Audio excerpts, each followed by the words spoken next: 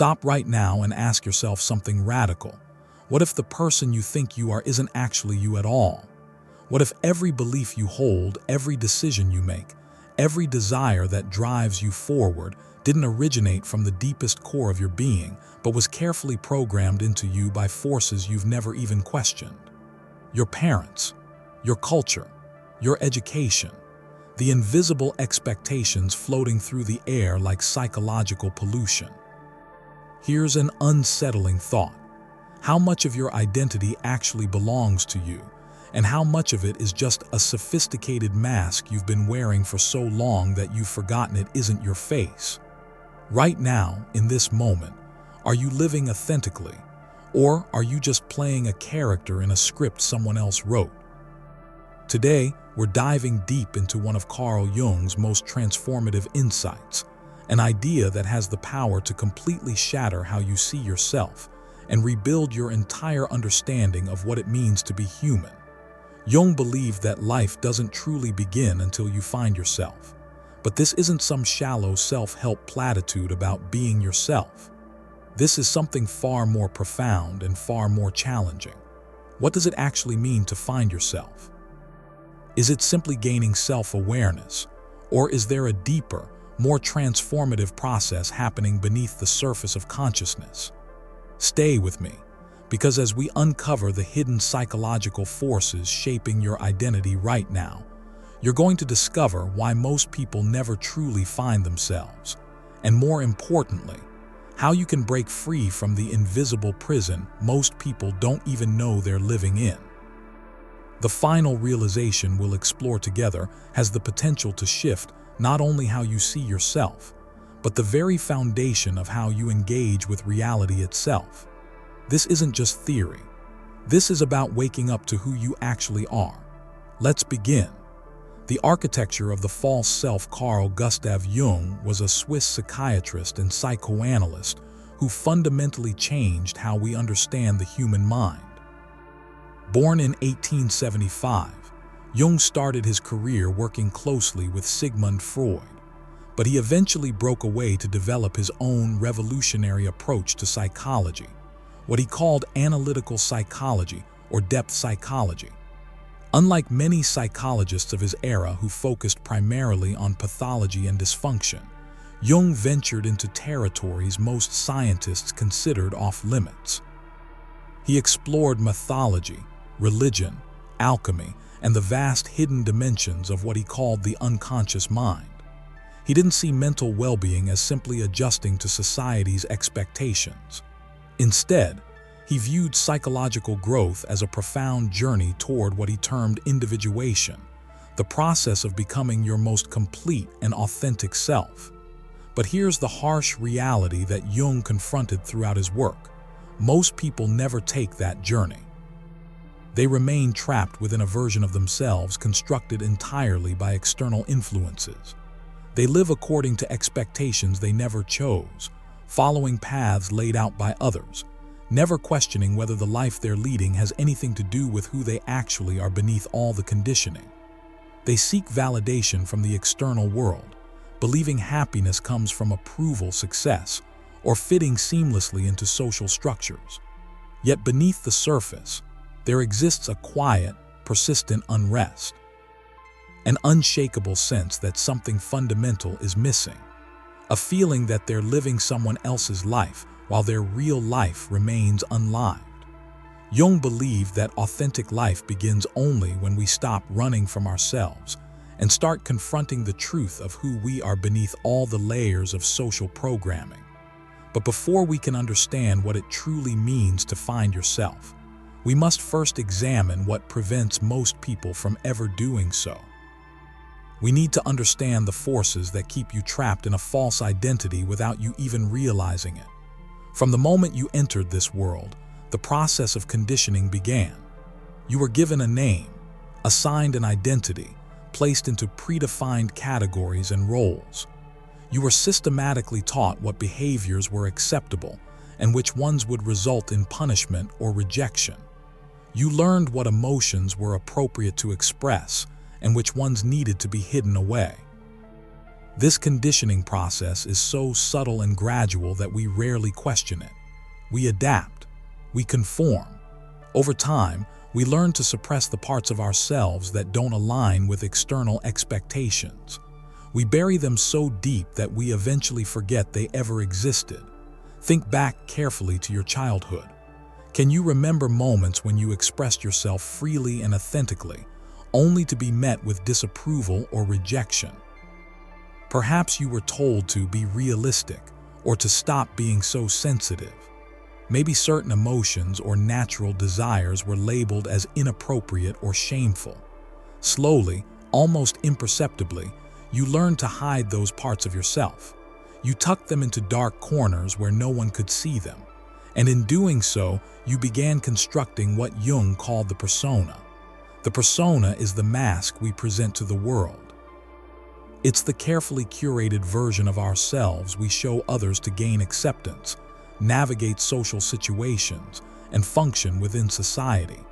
And the persona itself isn't inherently bad. We need some degree of social adaptation to exist in communities and relationships. But here's where the real problem emerges. The more we identify with this mask, the more we lose touch with our authentic self. We begin to genuinely believe that we are the persona, completely forgetting that something real and deeper exists beneath it. The mask becomes mistaken for the face. You start defining yourself by your job title, your social roles, your achievements, your reputation. But these are all external constructions. They're not you. They're performances. And then there's the shadow, the other side of this psychological coin. If the persona represents what we show the world, the shadow embodies everything we hide from it. The shadow consists of all the parts of ourselves we've rejected or suppressed, our fears, our unacknowledged desires, our vulnerabilities, our perceived weaknesses, even our hidden strengths that might threaten the stability of our social position. Here's where Jung's insight becomes truly profound. The shadow doesn't just disappear simply because we refuse to acknowledge it. It doesn't vanish because we've buried it deep in the unconscious. Instead, it continues operating beneath the surface, invisibly influencing our thoughts, our behaviors, and our emotional reactions in ways we don't consciously understand. The parts of ourselves we reject don't go away. They manifest in unconscious patterns, often through a mechanism Jung called projection. Have you ever intensely disliked someone without fully understanding why? Have you ever been disproportionately triggered by certain behaviors in other people, experiencing emotional reactions that seem stronger than the situation warrants? Jung believed that when we're disturbed by qualities we observe in others, it's often because those very same qualities exist within us, hidden in our own shadow. We see in others what we cannot bear to see in ourselves. But what if I told you that within your shadow lies the key to genuine self-discovery? What if the parts of yourself you've suppressed and denied aren't your enemies at all, but rather the missing pieces of your wholeness? This is Jung's revolutionary insight. Psychological growth isn't about eliminating the shadow or pretending it doesn't exist. It's about integrating it. It's about courageously looking into the depths of your own unconscious and facing what you've spent years denying. Because when you finally do this, when you stop running and start confronting, something extraordinary happens. You unlock a profound source of personal power, authenticity, and freedom that was always there, just waiting for you to claim it. This is where the real journey toward finding yourself begins, not in constructing a new, better persona, not in becoming someone else, but in uncovering who you've been all along, beneath the layers of conditioning and fear. Are you ready to confront the truth of who you actually are? To break free from the carefully constructed illusions that have shaped your entire existence? Because what comes next will challenge everything you thought you knew about yourself, and it will open the door to a life that is genuinely, authentically yours. The hidden landscape within most people move through life with complete certainty about who they are. They define themselves by their name, their occupation, their cultural background, their accumulated experiences and memories. They believe they know themselves.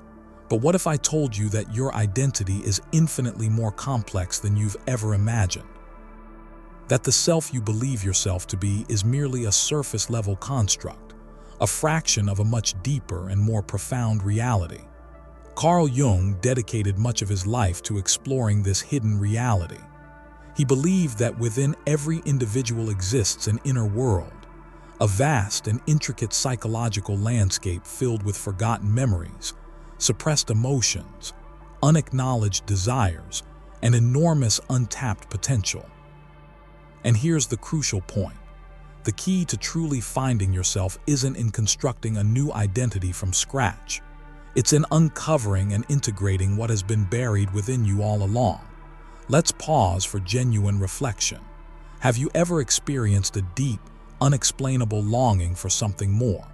A persistent sense that there's a greater version of yourself waiting to emerge from beneath your current limitations.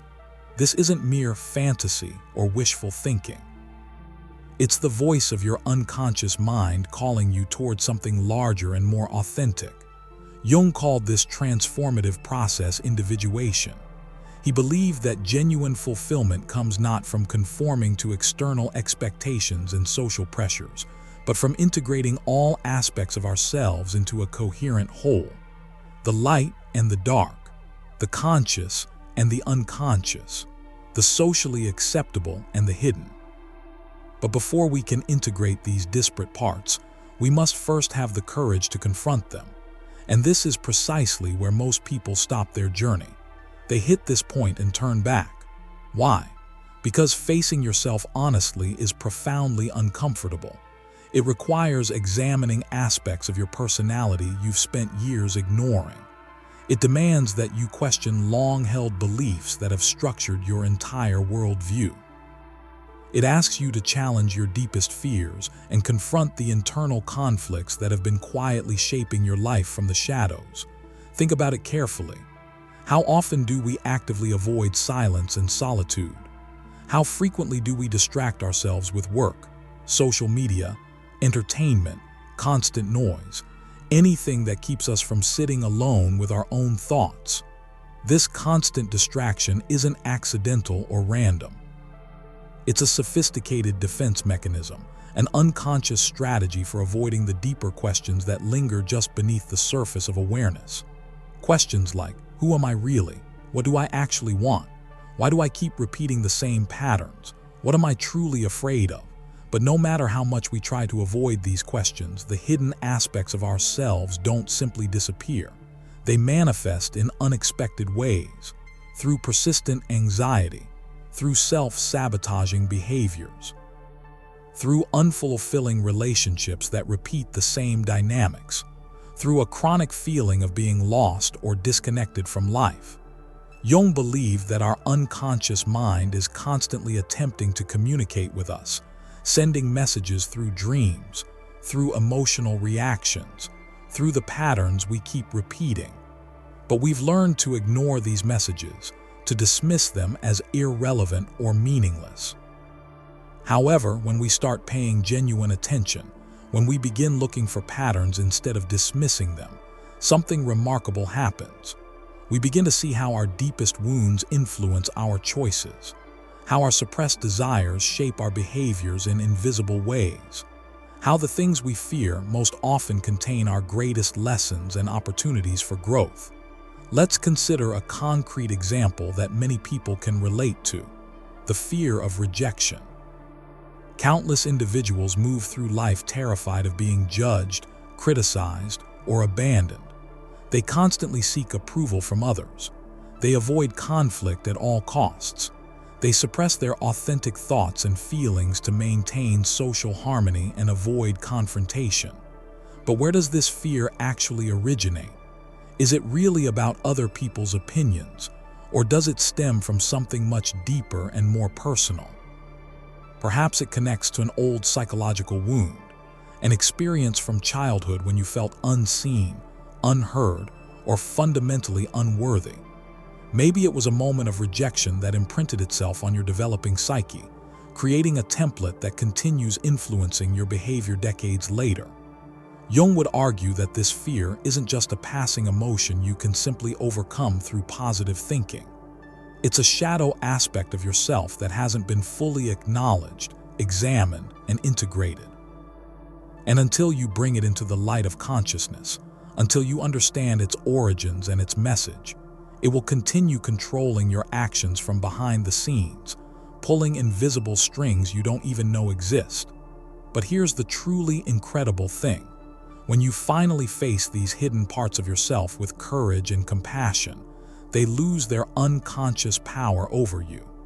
The fear that once controlled your every decision begins to dissolve.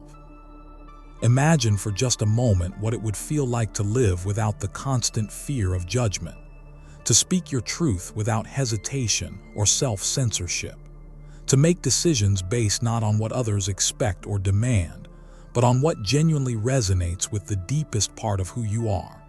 This is the transformative power of individuation. It's not about becoming someone entirely new or different. It's about becoming more fully who you've always been beneath the layers of conditioning, fear, and social programming. But how do we actually begin this process? How do we access and uncover the unconscious forces shaping our lives in ways we can't directly observe? Jung believed that one of the most powerful gateways to the unconscious is through symbolic language. He saw dreams as direct messages from the deeper self, revealing hidden truths about our psyche that our conscious mind either can't or won't acknowledge. He spent decades analyzing dreams, finding recurring symbols and patterns that pointed toward universal human experiences. Jung also emphasized the profound importance of creative expression as a pathway to self-discovery. Art, writing, music, dance, any form of authentic self-exploration becomes a way of accessing and giving voice to the unconscious mind. Through creative expression, parts of yourself that have no words can finally communicate. But perhaps the most important step, the foundation of everything else, is simply this: awareness. The moment you begin questioning your automatic thoughts, your knee-jerk reactions, your deeply held beliefs that you've never actually examined, you're already taking the first steps toward genuine transformation. The moment you stop running from discomfort and start facing it with curiosity instead of fear, you begin the process of reclaiming your authentic self. Because here's the profound truth that most people never grasp. The majority of human beings live their entire lives as strangers to themselves. They follow paths laid out by parents, culture, social expectations, never realizing they have the power to choose something different. They suppress their true nature, never discovering that their greatest strength lies in embracing all of who they are, including the parts they've been taught to hide.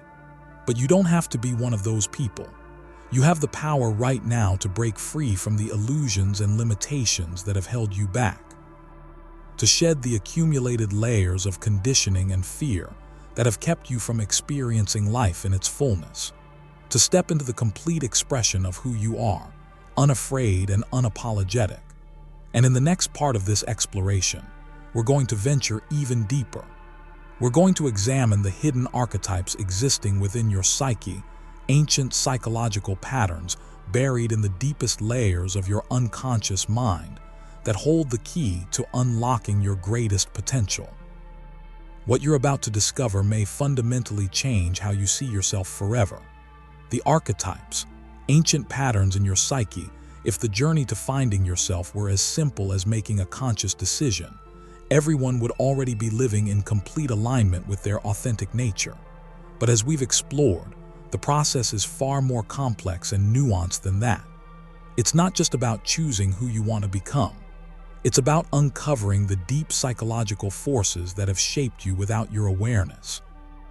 It's about facing the rejected parts of yourself and integrating them into a whole, unified identity. But this raises a fascinating question.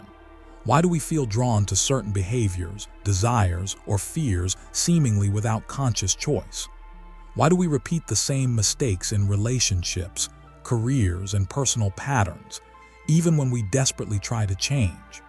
Why do certain stories, myths, and character types resonate so deeply across all human cultures? Carl Jung's answer to these questions was revolutionary and remains one of his most significant contributions to psychology. He proposed that within every human being exist universal patterns, deep-rooted psychological blueprints that influence our thoughts, emotions, and behaviors in ways we rarely fully understand. He called these fundamental patterns archetypes. Jung argued that archetypes are ancient, collective images stored in what he termed the collective unconscious, a level of the psyche that exists beneath personal experience and is shared by all human beings. These patterns aren't learned through individual experience. They're inherited, passed down through the psychological evolution of our species. These archetypes shape our personal identity, our relationships, our values, and even the fundamental way we perceive and interpret reality itself. Think about the stories that have been told throughout human history, across every culture and civilization. The hero embarking on a transformative journey, the wise mentor offering guidance, the shadowy villain representing evil, the innocent child symbolizing purity, the great mother representing nurturing and creation. These aren't just fictional characters created for entertainment. They represent psychological forces and potentials that exist within every one of us. Whether we consciously recognize it or not, these archetypal patterns are constantly at play in our lives, influencing our choices and shaping our experiences. Consider, for example, the hero archetype.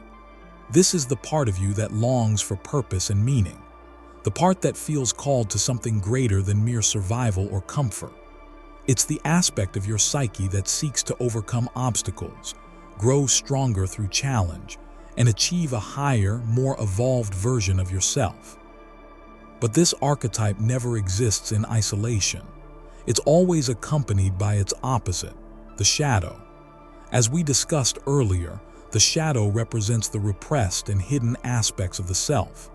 It contains your fears, your perceived weaknesses, your unacknowledged desires, and ironically, even your untapped potential and hidden strengths. In mythology and storytelling across all cultures, the hero must confront the shadow, often symbolized as a monster, a powerful enemy, or an overwhelming challenge, before they can truly evolve and complete their transformation. Now let's bring this archetypal pattern into your actual life, beyond myth and metaphor. Have you ever experienced a moment when you knew deep down that you needed to change something fundamental about your life, but something inside you resisted with incredible force? A time when you had a clear opportunity to step into a greater version of yourself, but fear, self-doubt, or unconscious self-sabotage held you back from taking that step. This is the archetypal battle between the hero and the shadow playing out within your own psyche. The critical mistake most people make is trying to suppress or eliminate the shadow through force of will or positive thinking. They treat it as an enemy to be defeated rather than a part of themselves to be understood and integrated.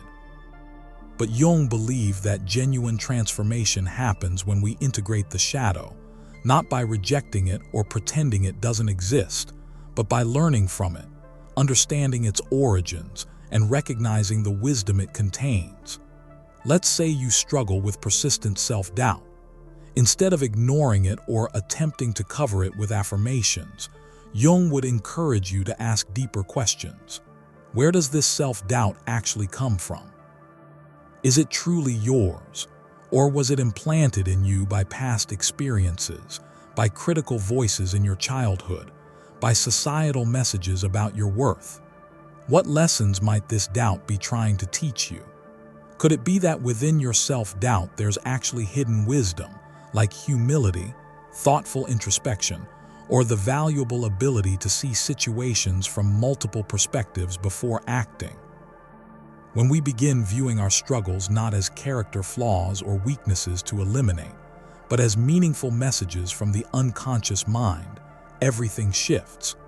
Our relationship with ourselves fundamentally changes. But the archetypal landscape extends far beyond just the hero and the shadow. There are numerous other psychological forces operating within us, each playing a distinct role in shaping our identity and experience. One of the most profound and often misunderstood is what Jung called the anima and animus archetype. Jung believed that within every man exists a hidden feminine dimension called the anima, and within every woman exists a hidden masculine dimension called the animus. These aren't about biological gender or social gender roles. They're about the balance of psychological energies and qualities within each individual. The anima represents intuition, emotional depth, creativity, receptivity, and deep connection with the unconscious realm. The animus represents logic, structure, discipline, assertiveness, and directed action in the external world. When these two forces exist in balance within an individual, that person experiences a sense of psychological wholeness and integration. But when they're out of balance, when one is embraced and the other rejected, internal conflict inevitably arises. For example, a man who completely rejects his anima, who suppresses his emotional nature and creative intuition, may struggle profoundly with expressing feelings, fearing vulnerability as weakness and avoiding the deeper dimensions of human connection. Conversely, a woman who rejects her animus might struggle with asserting herself in the world, feeling hesitant to take control of her own life, make bold decisions, or stand up for what she truly wants. But when these complementary energies are consciously embraced rather than suppressed, when the internal masculine and feminine are brought into dialogue and balance, they become sources of immense strength, creativity, and psychological wholeness. This brings us to one of the most important truths Jung discovered through his decades of clinical work and personal exploration. To truly find yourself, you must embrace all parts of yourself, the light and the dark, the masculine and the feminine, the known and the unknown, the comfortable and the terrifying. Individuation isn't about becoming something entirely different from who you are. It's about becoming whole by integrating what has been fragmented and scattered. But there's one final piece to this profound puzzle, one last revelation that ties everything together. And it's perhaps the most powerful insight of all. Because the greatest obstacle to finding yourself isn't just fear, self-doubt, or external conditioning. It's something far deeper, something hidden in the very fabric of how we construct and perceive reality itself. And in this final part, we're going to uncover it together. What you're about to explore will challenge everything you thought you knew about the nature of self and identity. It may just change the entire trajectory of your life. The ultimate revelation. Beyond the illusion of self throughout this journey, we've explored the hidden psychological forces shaping your identity. The masks you wear to navigate social reality, the shadow you suppress out of fear and shame, the archetypes operating beneath conscious awareness, influencing your thoughts and behaviors in ways you rarely recognize. But now we must confront the deepest illusion of all, the foundational assumption that creates all the others, the illusion of a fixed, separate self. You see, most people move through life assuming their identity is permanent and unchanging. They believe they are a single, continuous self that moves through time, shaped by accumulating memories and experiences but fundamentally remaining the same person. But Jung, along with many great philosophers, mystics, and contemplative traditions throughout history, understood something radical that challenges this basic assumption. The self is not a static, fixed entity. It's fluid, dynamic, constantly evolving, and far greater than we've been conditioned to believe. What if the version of you that you identify with right now, the collection of thoughts, memories, preferences, and personality traits you call me, is only a small fragment of something vastly larger? What if the person you think you are is just one temporary expression of a limitless consciousness that has been evolving not just through your individual lifetime, but through generations, through inherited psychological wisdom and accumulated human experience? Jung explored this profound idea through his concept of the self with a capital S, not the small, ego-driven self that clings desperately to labels, roles, and fears, but the true self representing the totality of who you are beyond all illusions of separate identity. This realization is simultaneously liberating and terrifying, because it means that everything you've believed yourself to be, all your fears and limitations, all the stories you've told yourself about who you are and what you're capable of, is not the complete truth. It's merely a temporary construct, a provisional framework built by the thinking mind to create a sense of continuity and control. Here's the most powerful truth of all, one that most people never even glimpse. You are not just a single, isolated being moving through a separate, external world. You are a vast, interconnected field of consciousness, carrying within you the accumulated wisdom of countless generations, the depth of the collective unconscious, and a potential for transformation that extends far beyond anything your current self-concept can imagine. But if this is true, if we're so much more than we think we are, then why do we experience ourselves as so limited? Why do we suffer doubt and fear? The answer lies in what Jung and other depth psychologists call the ego. The ego isn't your enemy. It's simply the part of your mind that creates a sense of separation and boundary. It's the voice in your head constantly saying, "This is who I am, and this is who I am not." It builds walls, defines borders, and keeps you tethered to familiar patterns and known territory. The ego serves an important developmental function. It helps you navigate the practical world, make decisions, and maintain a coherent sense of identity over time. But it also becomes the greatest obstacle to self-discovery when you become completely identified with it and mistake it for your entire being. Because in truth, you are not limited to a single, fixed identity. You are a dynamic being in constant evolution. And the moment you stop desperately clinging to the idea of who you think you are, the moment you become willing to let go and dissolve into not knowing, you unlock infinite possibilities for transformation and growth. But how do you actually do this? How do you step beyond the ego's illusion of separation and into the fullness of your existence? Jung offered a path, one that requires tremendous courage, deep introspection, and a willingness to surrender everything you thought you knew about yourself. First, embrace the unknown with curiosity rather than fear. Most people resist uncertainty because it represents loss of control. But the unknown is precisely where growth happens. It's where genuine transformation occurs. When you stop resisting the mysteries within you and instead lean into them with open awareness, you begin to see both the world and yourself with entirely new eyes. Second, release your attachment to rigid labels and fixed identities. You are not just your name. You are not just your job, your role, your past, or your personality traits.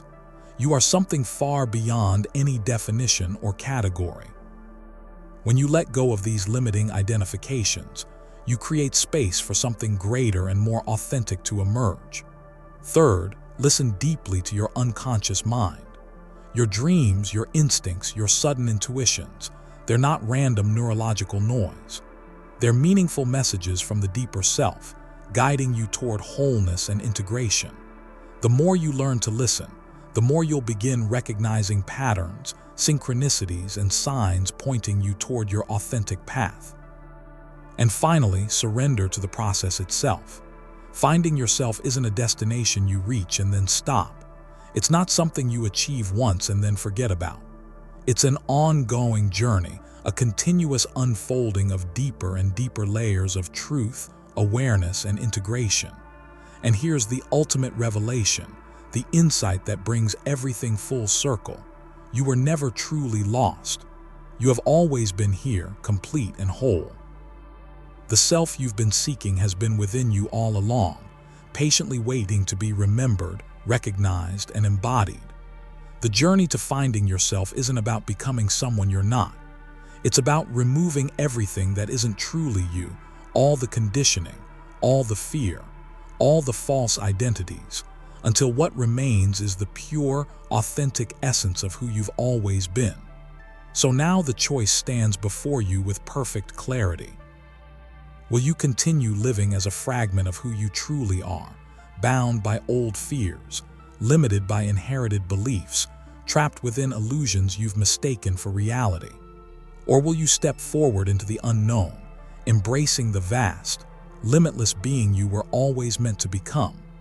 Because as Carl Jung understood and taught throughout his life, authentic life doesn't truly begin until you find yourself, until you undertake the courageous journey of individuation, until you integrate your shadow, embrace your archetypes, and recognize the deeper self that exists beyond all temporary identities. And now you know the way. The path is there. It's always been there. The only question that remains is, will you walk it? The journey begins now, not tomorrow, not when you feel ready, not when circumstances are perfect. Now, your true self is waiting. It's been waiting your entire life. All you have to do is stop running, turn inward, and finally come home to who you've always been. The choice is yours.